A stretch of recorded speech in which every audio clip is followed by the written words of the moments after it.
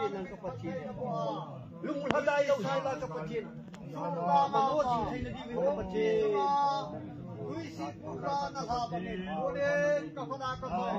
Ngayon na tungkol na Bible sa dahin namin. Lihet din lang.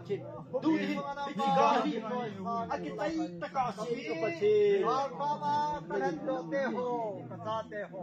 Bantan ng mahong pamilya. Damsin din.